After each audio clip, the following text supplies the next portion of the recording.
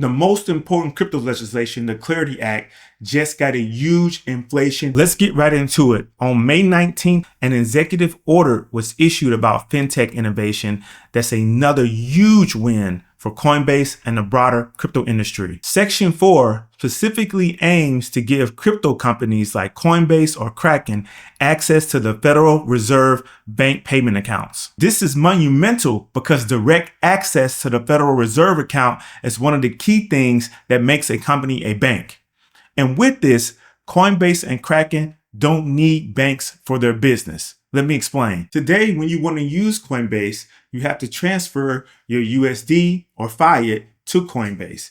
Even when you do a USD transaction, it's not Coinbase that actually does it. It's a crypto-friendly bank that they work with. Why? Because Coinbase is not a bank and is not allowed to do certain transactions. The company that handles those USD transactions for you has something called a Federal Reserve Master Account, which means they settle transactions directly with the US government's central bank, the Federal Reserve. The key thing about this executive order is that if its aims come to fruition, Coinbase and Kraken will have its own federal master accounts, and they will not need banks anymore. They will be able to settle their own transactions with the US government in the same way that banks do. You then can have your own Coinbase account where Coinbase can have custody of your USD. You can even do direct deposits or wires with your Coinbase account. You can transfer money to friends or family. You could also buy things online. This is a big threat to the banks, mainly because of the potential integration with stablecoins. This executive order would allow firms like Coinbase and Kraken to settle stablecoin transactions directly with the Federal Reserve. This is so important because it basically would give stablecoins the same infrastructure that banks have today for fiat currency. And this basically paves the way for us not having to use USD fiat currency at all. And look, this is a goal of the executive order. The administration clearly states that the United States is a global leader in financial innovation, driven in part by the growth of fintech, and also that the Federal Reserve needs to catch up.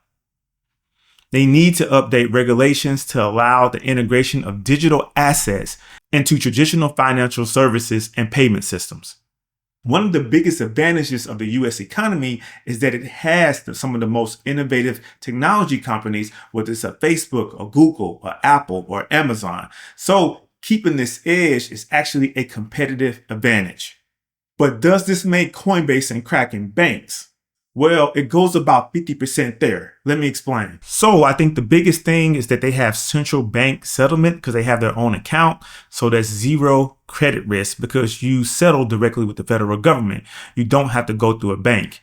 If you do have to go to a bank, then you have that commercial risk of that bank. So with the issue like Silvergate Bank or any other community or big bank, you don't have to worry about them failing because you can settle directly with the Fed. There's also some benefits with ACH and payments and daylight overdrafts. But some key things that this executive order does not do is that it does not grant Coinbase or Kraken lending authority. So they cannot do direct lending like a bank could. They can't offer mortgages. They can't underwrite loans backed by crypto. Those are things you could only do if you have a bank charter. Also with this order, the accounts at Coinbase will still not have FDIC insurance, which means they will not be protected up to $250,000 by the federal government like every other USD bank account is. Now with the OCC charter, that is actually the full bank charter. If they got this, Coinbase and Kraken would have lending authority, so they could issue crypto-backed loans. Customer deposits would be FDIC insured too. And they wouldn't have to get individual money transmitter license state by state. They would have a federal license that preempted all of those. While this executive order does not fully make Coinbase and Kraken banks, they do go about halfway there.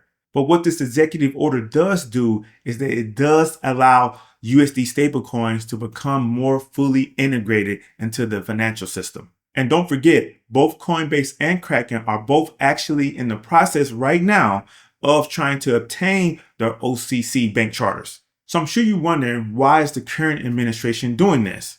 Well, remember, focus on the fundamentals. There was a previous economic metric that came out recently that basically shocked the system, and that was inflation. Inflation soared to 3.8%, the highest in almost 3 years. Now, of course, one of the biggest causes of that has been the Iran war and its impact on oil and gas prices. As you know, oil has gone up over 60% plus from being around 60 or 65 barrels before the conflict started in February, now to hovering around $100 per barrel. This has not only increased transportation costs related to gas for consumers, but it also has pushed up the cost of other goods that are transported with gas, such as food and other products. Next, one of the biggest impacts also has been high government spending concerned with military conflict in the Middle East. The Pentagon released an official estimate recently that the war so far has cost around $25 billion. While some may dispute if this number is actually real, if you do the math, this is actually $400 million per day. So the question of sustainability and the impact on the U.S. government financial position from this conflict is very real. And it has had a huge market impact as well. And you can see this with the U.S. government debt. The yield on a 30-year Treasury bond recently topped 5.19%. This is the highest in around 19 years since the 2008 financial crisis.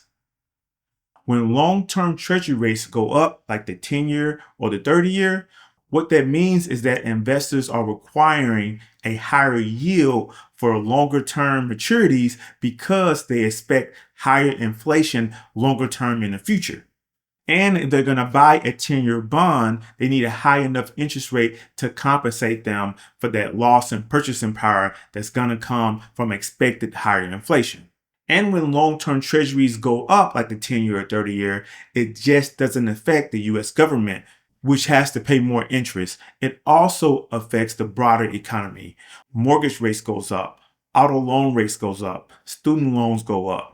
So this causes a broader economic slowdown in the overall U.S. economy. So right now, if you're in the Trump administration, the question you're asking yourself is, how do I ease the financial burden on the U.S. government and the U.S. consumer?